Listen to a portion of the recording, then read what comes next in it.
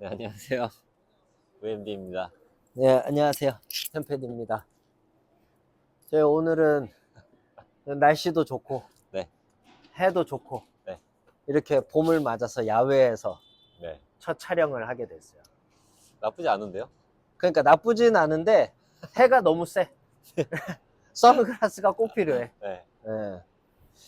여튼 어떻게 한 주간 잘 지냈습니까? 아, 네, 정신없게 지냈죠. 그래요? 요즘 어떻게 커피 많이 마셔요?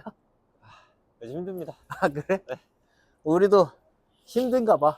아, 힘듭니다, 요즘. 다들 힘들대. 아, 근데 나는 다들 힘들다 하는데 그게 오히려 사람들을 더 위축시키는 거 아닐까라는 생각을 해서.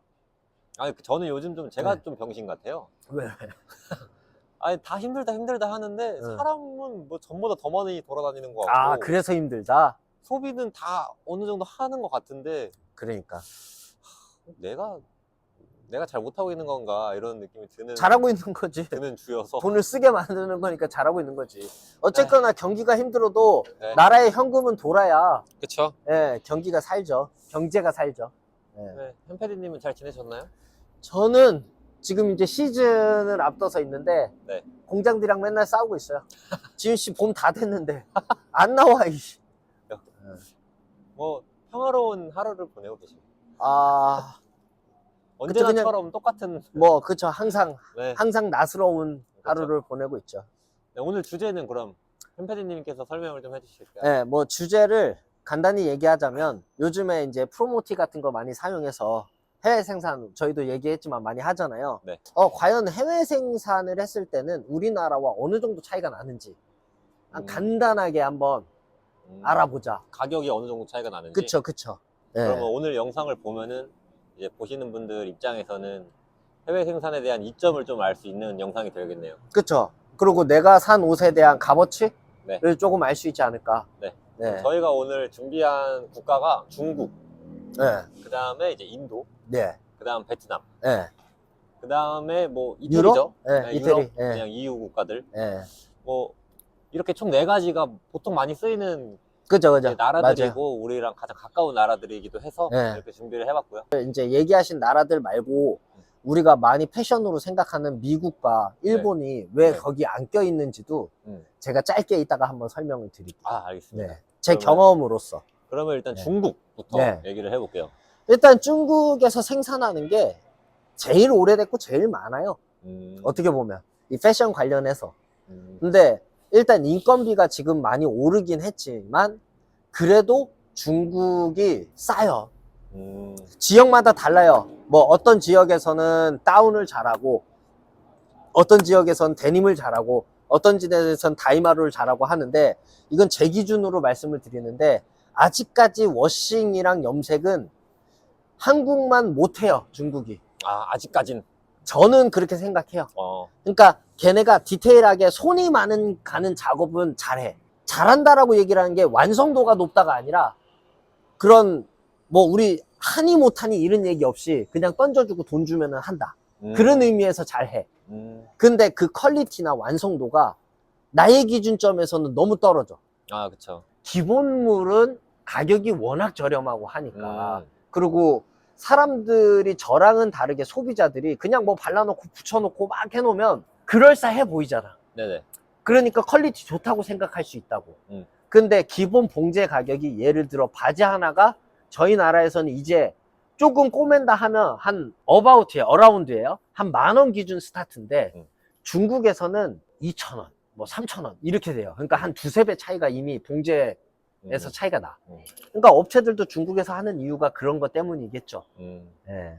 그 오토 스윙 기계라 그래서 갖다 놓으면은 지들이 막 이렇게 받고 하는 기계화식 된 거. 사람들은 그냥 갖다 와서 얹어 놓기만 하는 약간 그런 거고 재단부터 봉제까지 기계가 하다 보니까 땀수도 좋고 잘 꼬매. 우리나라보다도 더 깔끔하게 꼬매. 근데 그 후가공에서 많이 부족한 것들이 많아서 예, 조금 아쉬운 부분이 제 기준에서는 있다. 그럼 관세율은 어느 정도예요? 관세율이 평균 관세율이 13% 해요. 그런데 그게 FTA가 돼 있기는 한데 네. 그 FTA가 사실 말이 FTA지 의류, 남성 의류 뭐 이게 또 물어보면 다른 사람들이 그럴 거예요. HS 코드마다 다 다르잖아. 뭐 이렇게 얘기하는데 맞아요. 다르기는 한데 평균적으로 기본 13%에 그 자료 증빙을 해야 돼요. 여기에 생산하는 원 생산지라든지 이런 자료 증빙을 하면 무관세가 적용되는데 대부분 그 자료 증빙하는 게 까다롭고 힘들어.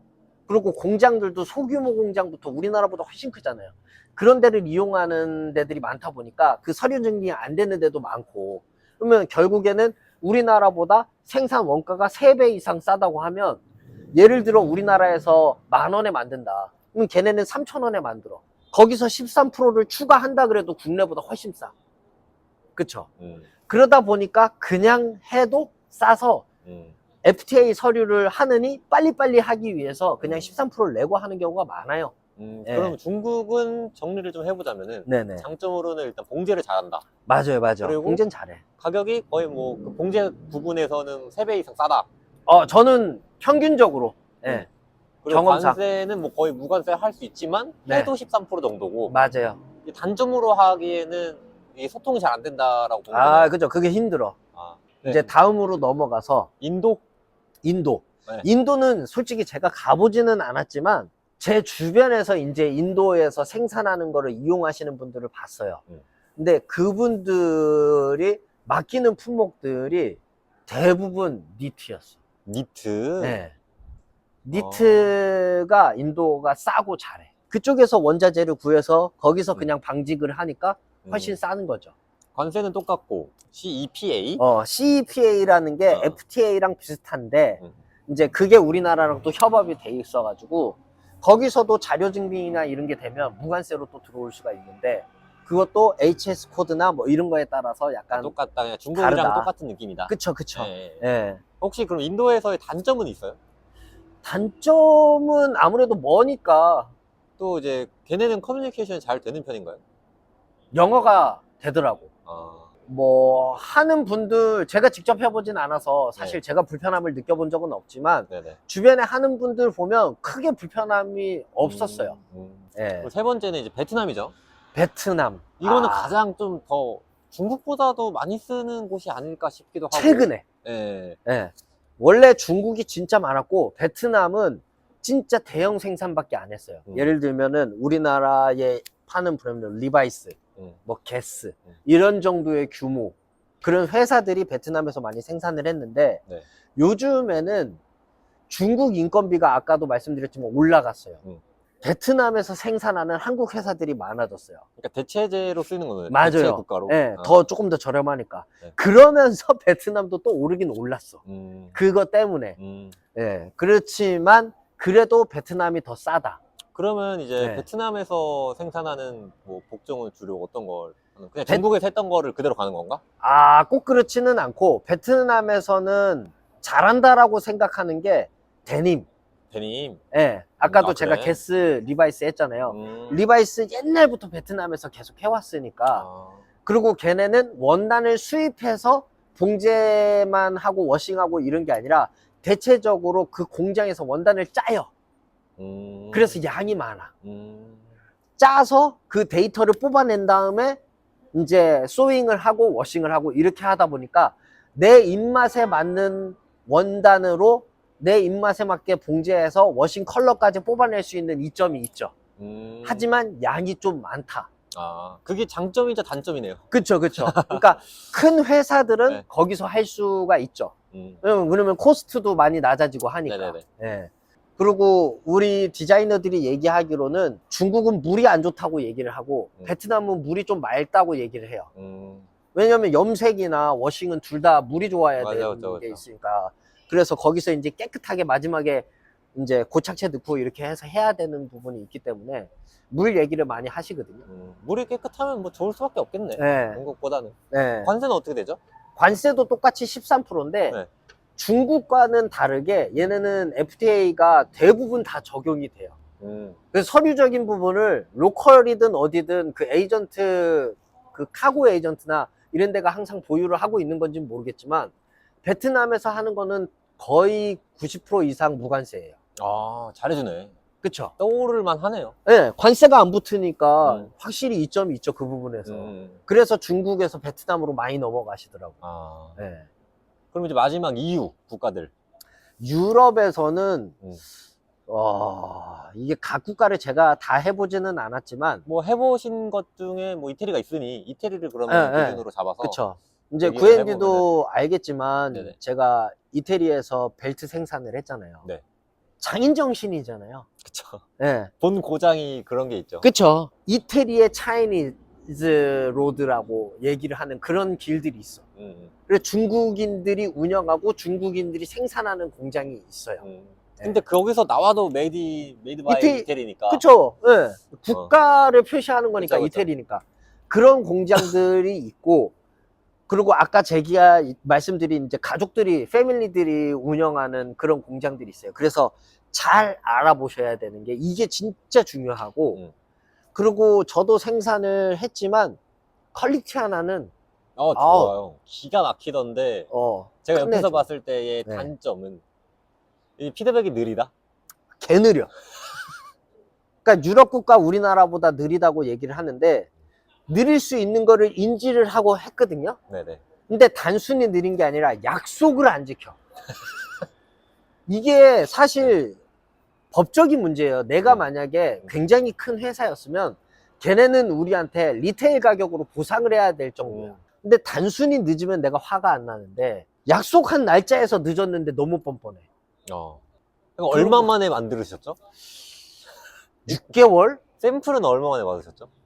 2개월? 시청자분들이 오해할 수도 있는 게 네.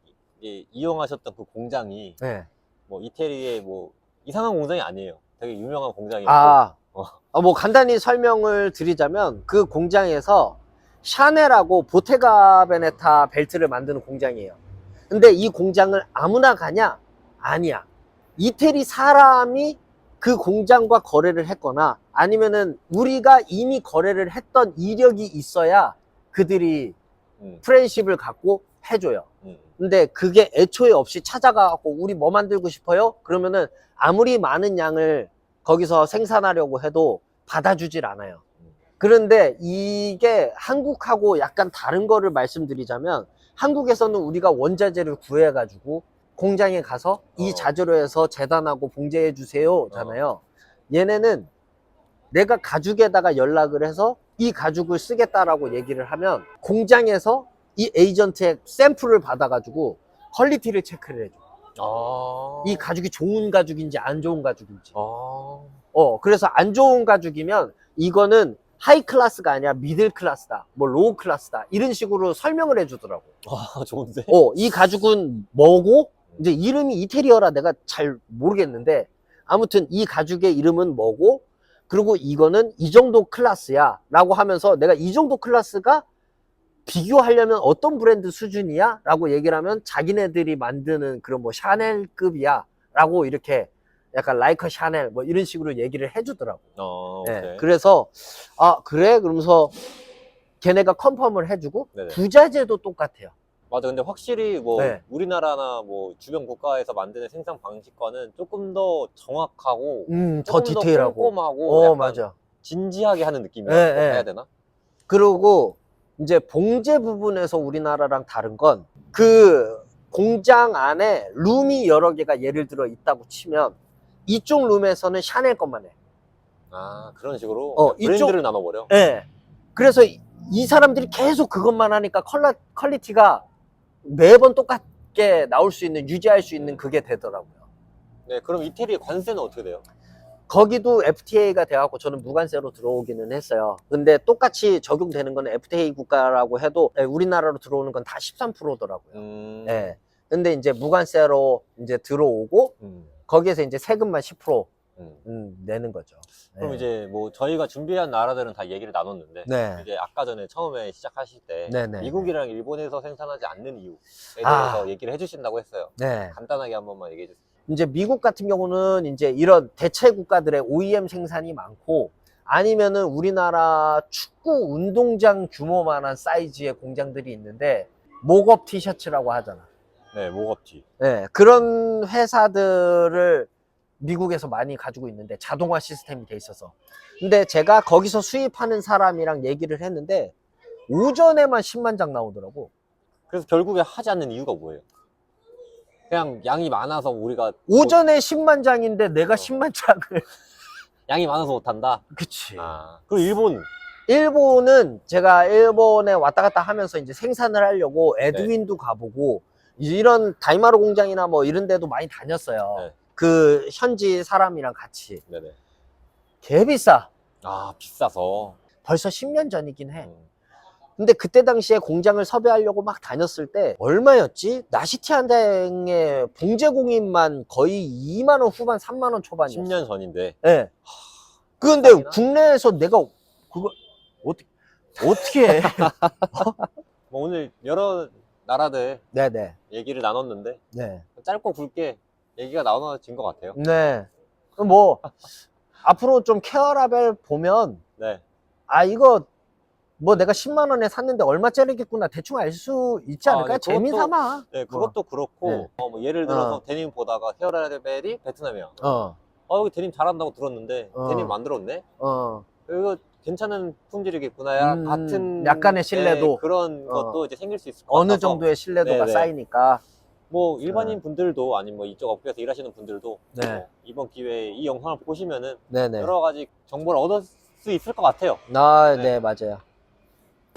그리고 또 이제 우리가 영상이 바뀌는 거를 업로드를 바뀌는 거를 또 말을 해줘야 되잖아요. 어떠한 날짜? 안 돼. 수요일로 가야 돼. 네. 도저히 안 되겠어. 이 영상이 수요일에 올라갈 거예요. 오늘이 저희가 촬영 날짜 지금 일요일인데 3일 안으로 어느 준비를 해서 수요일에 올릴 거고 이제부터 수요일에 업로드가 될 겁니다. 토요일은 정말 아닐 것 같아요. 저희가 정규 방송은 아니지만 그래도 제가 아쉬웠던 건 저번화 저는 나름대로 거기서 소비자들이 알아야 될 굉장히 중요한 정보성을 얘기를 했다고 생각하는데 그걸 안 보니까 조금 아쉽더라고. 그냥 어떻게 입고 뭐가 어떻고 이런 거는 사실 덜 보셔도 되는데 오히려 저는 중요한 정보라고 생각한 건데 그거를 안 보시니까 조금 아쉽죠. 아쉽다? 안타깝다? 저희가 더 열심히 해야죠. 그러니까요. 그러면 오늘 여기서 마무리하도록 하고요. 네네. 저희는 다음에 또 다른 주제로 찾아뵙도록 하겠습니다. 시청해주신 여러분 감사합니다. 감사합니다. 좋았어.